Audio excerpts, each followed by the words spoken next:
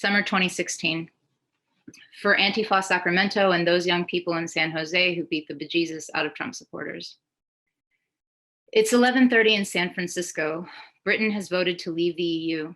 Last week, the Golden State Warriors lost to the Cleveland Cavaliers in the NBA Finals. We watched the game on a flat screen TV set up outside a bookstore in downtown Oakland, right next to a vegetarian Chinese restaurant that had been shot up during a vigil the week before. Josh wanted Cleveland to win, mostly for Tamir Rice, mostly hoping Black people in Cleveland would finally get their riot. I want that too. This is the week after I turned 38 and 49 gay and queer men and women, Black and non-Black Latinx, nearly half Puerto Rican, are killed in a mass shooting at a gay nightclub in Orlando, right down the street from where the contestant of a popular reality television show had been shot and killed by her stalker the night before. Not too far from a Disney resort where 5 alligators are captured and gutted by authorities looking for the remains of a 2-year-old boy who was dragged by an alligator into a lake a couple of days later.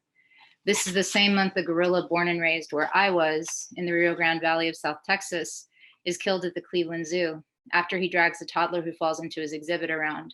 Later that week, Jane Goodall calls the zoo to say it looked like the gorilla was trying to protect the kid. I don't know. This is weeks before white nationalists with the Traditionalist Workers' Party stab anti-racists who stopped them from holding a rally in Sacramento, before a frightening number of people argue that the rights of the white nationalists were violated like that's a bad thing. This is after a crowd of mostly teenagers, mostly non-white, chased supporters of Donald Trump's presidential campaign out of San Jose. After someone takes a picture of a white kid running frantically away from a group of non-white kids running after him. This is the same month it's announced Puerto Rico's water will no longer be monitored for quality because, having defaulted on its debt, the country can't afford it. After the murder of 2 activists who exposed the contamination of Flint, Michigan's water supply. After militiamen open carry as they deliver bottled water to Flint residents.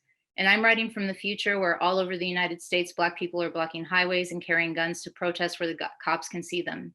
This is the week cell phone videos of 2 Black men being murdered by cops go viral on consecutive days, before Micah X. Johnson kills 5 cops in Dallas during a Black Lives Matter march. This is a couple of weeks after teachers block highways in Oaxaca and an anarchist is arrested and run over by cops. And I keep thinking I will call this 11:30 because that's the time I started writing one night a month ago. And it's something I'll come back to, more like a workday than a ray of light through a cloud.